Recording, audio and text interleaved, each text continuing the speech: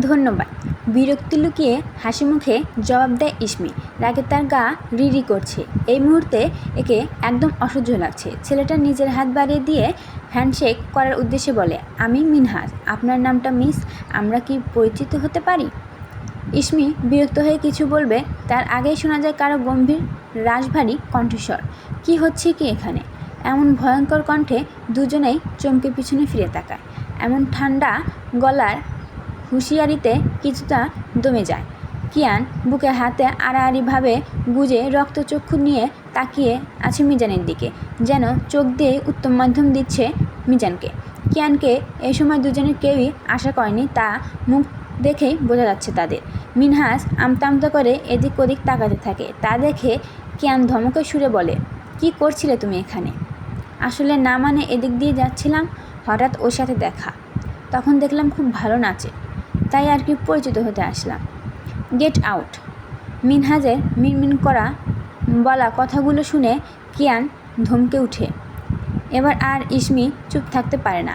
কিয়ানের থেকে দ্বিগুণ তেজ নিয়ে সেও ধমকে ওঠে। এই, আপনার সমস্যা কি? ওকে এভাবে ধমকাচ্ছেন কেন?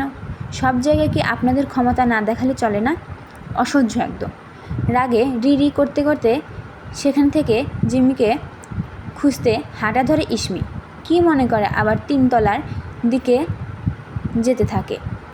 সেখানে একটা অতিরিক্ত রুম আছে। ভ্রু কুঁচকে চোখ মুখ অন্ধকার করে সেদিকে হাঁটা দেয়। কাছাকাছি যেতেই ঈশান মির্জাকে রেগে ফায়ার হয়ে এদিকে আসতেই দেখে। ঈশানকে ওদিকে থেকে আসতে দেখে ইসমির ভয়ে কলিজা শুকিয়ে যায় অজানা আশঙ্কায়। জিমির কিছু হয়নি তো? ঈশান কি কিছু করেছে? ভাবতে ভাবতেই ঈশানকে পাত্তা না দিয়ে দৌড়ে ক্লাসরুমে ঢুকে পড়ে। জিমিকে চেয়ারে বাঁধা অবস্থায় চোখ বন্ধ করে থাকতে দেখে ভয় পেয়ে যায়। তড়িঘড়ি করে ব্যাগ থেকে পানি বের করে জিমির মুখে ছিটে দিয়ে ডাকতে থাকে, জিমি, এই জিমি, এই ওঠ না। পানির ঝাপটা দিতে দিতে গাল ধরে ঝাঁকাতে থাকে। প্রায় অনেকক্ষণ পর জিমি মিটমিট করে চোখ মেলে তাকায়। এতে যেন ইসমি নিজের দেহে প্রাণ ফিরে পায়। তুই ঠিক আছিস? তুই এখানে আসলি কিভাবে? আর আর ওই ঈশান মির্জা তোর সাথে কিছু করেনি তো? বলেই জিমির হাত পা চেক করে দেখতে থাকে। জিমি, তোর গলায় এসব লাল লাল কিসের দাগ? জিমি কিছু বলে না, বরং চোখ বন্ধ করে দাঁতে দাঁত চেপে ধরে। আমি ঠিক আছি, আমাকে বাড়ি নিয়ে চল। ইসমি আর কোনো কথা বাড়ায় না। জিমি সুস্থ আছে এতেই সে সন্তুষ্ট। পরে সব কিছু জানতে পারবে, আগে ওর রেস্ট দরকার। ওকে দেখে অনেক ক্লান্ত মনে হচ্ছে। ইসমি অসহায় দৃষ্টিতে তাকিয়ে থেকে জিমিকে আলতো করে ধরে বাইরে নিয়ে আসে।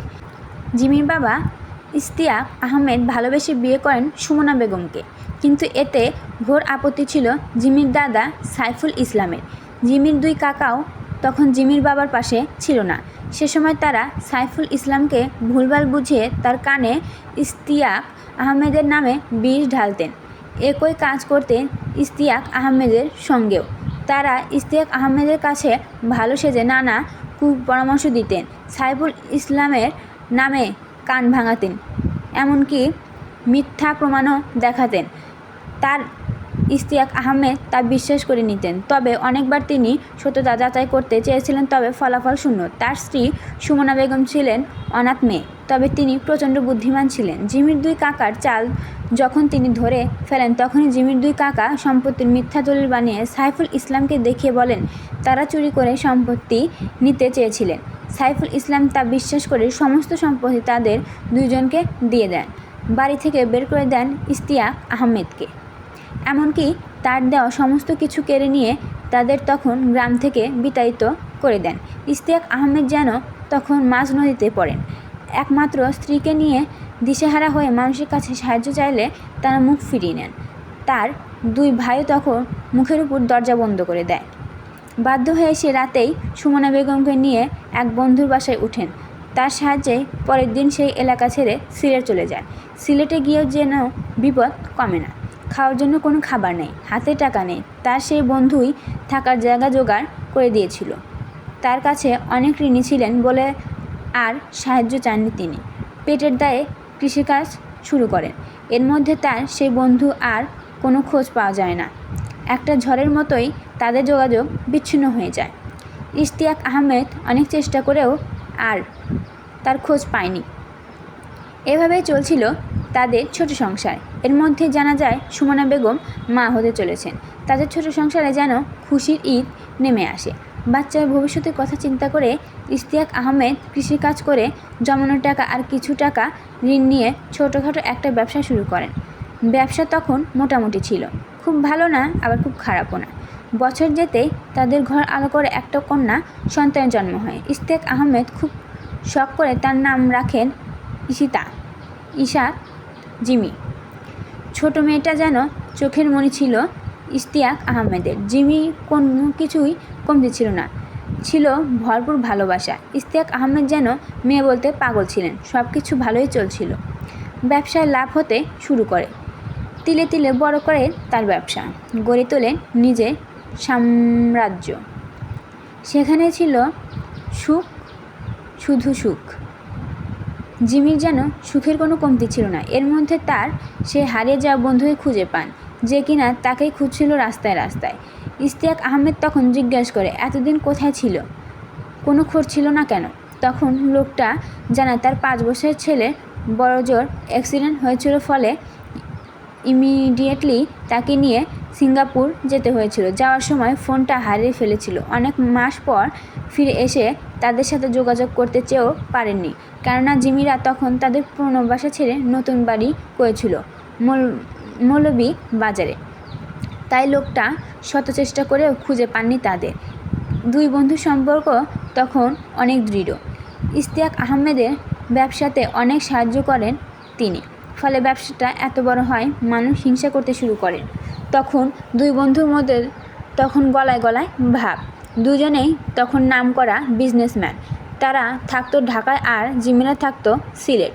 দুজনের বাড়িতে দুজনের আসা যাওয়া ছিল। জিমির বয়স তখন 7 বছর ছিল।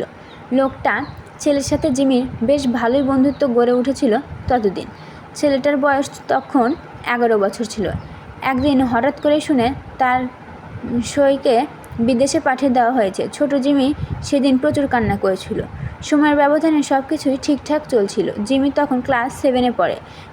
একদিন হঠাৎ করে জিমি তার বাবাকে কান্না করতে দেখে। মায়ের কাছ থেকে শুনেছিল তার বাবা আর তার বন্ধুর মধ্যে ঝামেলা হয়েছিল বড়জোর রকমের।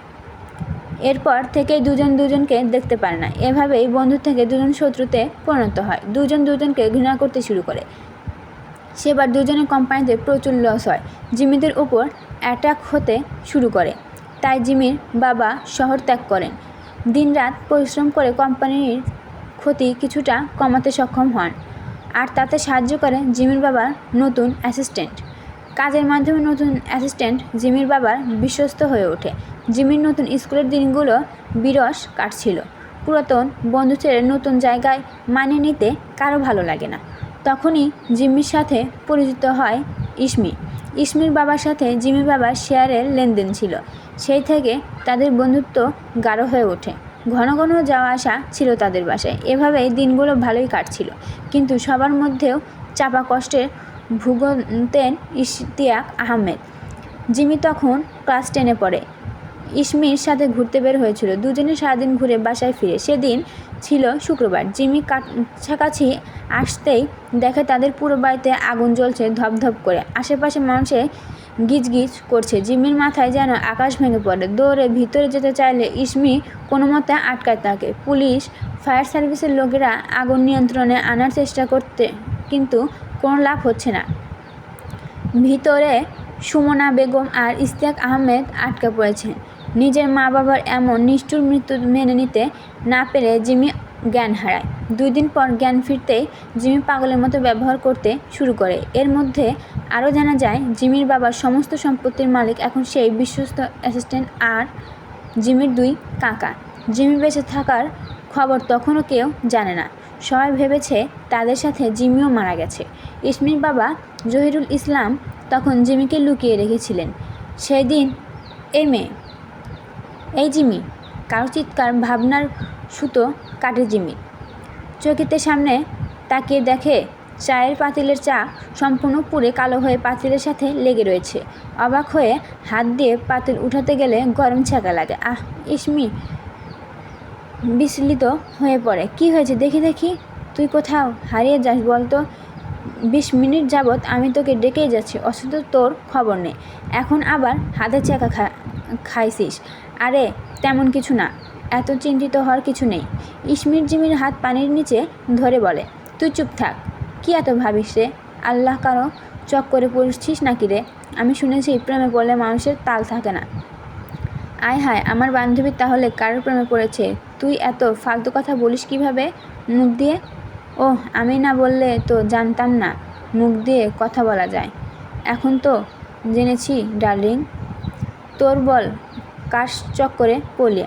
আবার শুরু করছিস তুই? ইসমি জবাব না দিয়ে চিৎকার করে বলতে থাকে, তুমি তলে ভেপসে চালাও, আমি বলেই চাক্কাটাল, আমি বলেই চাক্কাটাল ভাই, আমি বলেই চাক্কাটাল। ওই ভেপসে তোমার ঠেলতে ঠেলতে খইসা গেছে জুতার ছাল, খইসা গেছে জুতার ছাল ভাইয়া, খইসা গেছে জুতার ছাল। আরে ফুলকলি রে ফুলকলি, ফুল বানাইয়া কই গেলি? সঙ্গ পাইয়া টাকার নেশা আমায় থুইয়া কই গেলি? চোখেতে ধুলা দিয়া বড়লোক করলি বিয়া, এই ঝলক তো মেটাবো আমি ডিজে গানের বেজ দিয়া। ইসমির বাচ্চা রে, তুই কি থামবি নাকি? আমি জুতাটা খুলমু। আয় হায়, মনা একটা অবিবাহিত মেয়েকে বাচ্চার মা বানিয়ে দিতে তোর লজ্জা লাগলো না? ছি, এই দুঃখে আমার কোকের বোতলে ঝাঁপ দিতে মন চাচ্ছে রে। ইসমি আরেকটা ফালতু কথা বললে তোরে আমি গরম পানিতে চুবাবো বলে দিলাম। সত্যি কথা বললেই সবার গায়ে ফোসকা পড়ে রে। বুঝি সবই বুঝি, আমি তো আর ফিটার খাই না রে।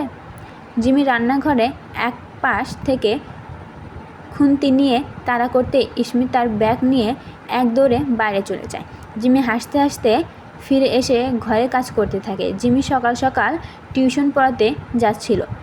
পথিমধ্যে গণ্ডগোল দেখে বিরক্তি নিয়ে দেখতে পায় ঈশান আর তার গ্যাংরা কয়েকজনকে বেধড়ক পিটাচ্ছে। রাগে হাত মুঠ করে ধরে তাদের এড়িয়ে সামনে যাওয়ার সময় বেশ কয়েকটা গালি দিয়ে নেয় মনে মনে। জিমিকে বিরক্ত মুখে চলে যেতে রিহান দেখে ফেলে। তৎক্ষণাৎ ডেকে ওঠে, আরে তুমি 16 তারিখে ঈশানকে থাপ্পড় মেয়েটা না? ওহ, 17 তারিখেও আমাকেও তো মেরেছিলেন। সাব্বির মারামারি থামিয়ে ফিক করে হেসে ওঠে। কেন হেসে ফেলে, তবে ঈশান দেখার আগে তা গিলে নেয়। শ্রাবণের ভাবভঙ্গি বোঝা দায়। তামিম ভূত দেখার মতো চমকে তাকিয়ে আছে। ঈশান এক পলক জিমির দিকে তাকিয়ে রিহানের দিকে কড়া চোখে তাকায়। আশেপাশে সবার দৃষ্টি এখন জিমির উপর। জিমি কাচুমাচু মুখে দাঁড়িয়ে আছে, আর হাঁসফাঁস লাগছে সবার এখন অদ্ভুত দৃষ্টি দেখে। ঠাস করে একটা বাড়ি হতেই সবার মনোযোগ জিমির থেকে ঘুরে ঈশানের আর রিহানের দিকে যায়। ঈশান হকি স্টিক নিয়ে রিহানের পিঠে মেরেছে, আর রিহান দুহাত পিছনে দিয়ে ব্যাঙের মতো লাফালাফি করছে। তামিম রিহানের কাণ্ড দেখে জোরে হেসে দিয়েছে। শ্রাবণ উঠে সবাইকে এড়িয়ে জিমির সামনে গিয়ে নিজে থেকে জিজ্ঞেস করে, কোথাও যাচ্ছিলেন? জিমি অবাক হলেও মাথা নেড়ে সম্মতি দেয়। শ্রাবণ মোলায়েম কণ্ঠে বলে, তো যান এখানে দাঁড়িয়ে না থেকে। আর এই যে আপনার নুপুর ওইখানে পড়ে গিয়েছিল। জিমি অবাক হয়েই হাতে তুলে নেয়। শ্রাবণের দিকে তাকিয়ে কৃতজ্ঞতা স্বরূপ বলে, কি বলে যে ধন্যবাদ দেব আপনাকে, আপনি আমার কত বড় উপকার করেছেন বলে বোঝানো যাবে না। আর হ্যাঁ, আপনি কিন্তু আপনাদের গ্যাংয়ের বাকিদের থেকে আলাদা। শ্রাবণ কিছু বলে না, আর চোখে ঈশানের ভাবভঙ্গি দেখে। ঈশান রাগে রিহানের পাছায় আরও কয়েকটা হটস্টিকের বাড়ি দেয়। শ্রাবণের ঠোঁটে সূক্ষ্ম হাসি রেখা দেখা মিলে। ছেলেগুলো আরও আগেই পালিয়ে গেছে। জিমি শ্রাবণকে পুনরায় ধন্যবাদ জানিয়ে ঈশানের দিকে বিরক্তিকর দৃষ্টি ফেলে সামনে হাঁটা ধরে। শ্রাবণ ধীর কদমে ফিরে আসে। রিহান ব্যথাসহ ব্যাঙের মতো লাফিয়ে শ্রাবণের সামনে এসে জিজ্ঞাসা করে, কিরে কি কথা বললি? তোদের পরিচয় কি বলতো? এই তলে আবার করস নাকি? 16 তারিখ মেয়ের জন্য তোর বেশ দরদ দেখছি দোস্ত। 16 তারিখ মেয়ে মানে কি? আপু বল। এবার ঈশান তেতে ওঠে। ওর যা মন চায় ডাকবো, তোর সমস্যা কি? ওই মেয়ে তোর কি লাগে? আমি তোকে সাবধান করতেছি শ্রাবণ, ওর থেকে দূরে দূরে থাকবে। অসভ্য বেয়াদব মেয়ে একটা। আমায় তো ওরে এমনি ছাড়বো না, দেখা যাবে সেটা। শ্রাবণ আর বেশি কথা না বলে বাইক নিয়ে প্রস্থান করে। বাকিরা বিহব্বিল নজরে সেদিকে তাকিয়ে থাকে।